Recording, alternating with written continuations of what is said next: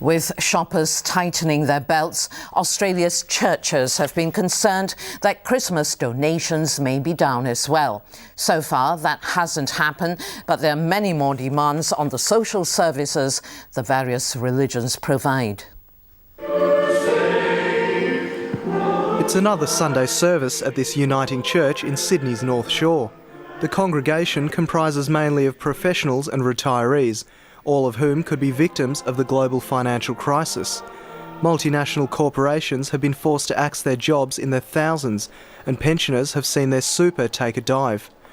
The financial crisis has also forced many to cut back on spending this Christmas, but so far that hasn't affected offerings, not at this church anyway.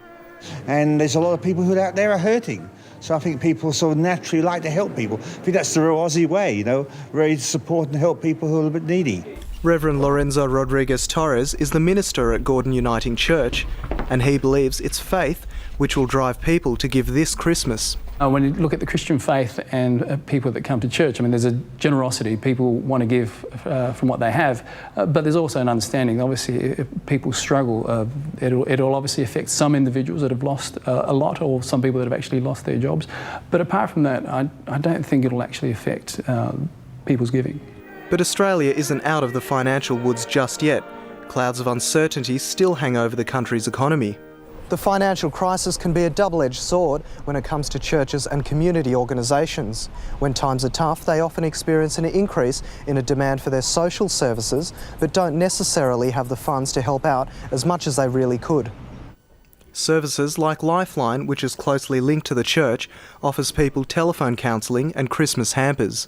Well, we're finding at the moment that the demand on Lifeline services has increased by about 70% over the last 6 to 9 months.